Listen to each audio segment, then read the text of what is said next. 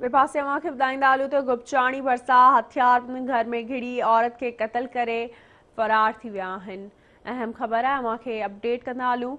गुपचाणी भरिसां हथियार घर में घिड़ी औरत खे क़तल करे फरार थी विया आहिनि। ब्रेकिंग न्यूज़ है, अव्हांखे गुपचाणी मां अपडेट करे रहिया आहियूं। गुपचाणी में हथियार बंद घर में घिड़ी औरत खे क़तल करे फरार थी विया आहिनि। ब्रेकिंग न्यूज़ है, अव्हांखे ॾींदा हलूं। गुपचाणी भरिसां हथियारबंद घर में घिड़ी औरत खे क़तल करे वाक़े वारे हंधि फरार थी विया आहिनि। अव्हांखे अपडेट कंदा हलूं। ब्रेकिंग न्यूज़ है, हिकु दफ़ो ॿीहर अव्हांखे ॿुधाईंदा हलूं। गुपचाणी भरिसां हथियारबंद घर में घिड़ी औरत खे क़तल करे वाक़े वारे हंधां फरार थी विया आहिनि।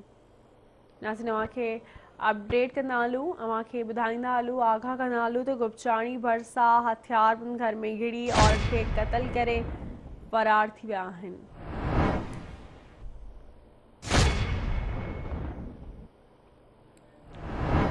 इन हवाले सां राब्तो कयो आहे गुपचाणी में आवाज़ टीवी जे रिपोर्टर मसूद ज़ंगेजो सां।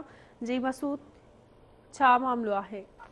जी ॿुधाईंदो हलां त गुपचाणी भरिसां गुरण वाटर स्टाफ बोर्ड मेहदी शाह में मुबैना कारा इल्ज़ाम हेठि बेदर्दी सां क़तल थी वियल हसीना ज़ाल फैज़ुल्ला बिरोई जे क़तल में मुलवस मुख्य जवाबदार गुलाम कादिर बिरोई खे गुपचाणी पुलिस गिरफ़्तार करे वरितो आहे, जॾहिं त क़तल में इस्तेमालु थियल बंदूक पिणु हथु करे वरिती आहे। उन सिलसिले में गुपचाणी पुलिस जे SHO अब्बास शेर ॿुधायो त जवाबदार नारी खे क़तल करण पिणु एतराफ़ कयो आहे। जी ठीक है, वरी महिरबानी अव्हांजी मसूद अपडेट करण लाइ।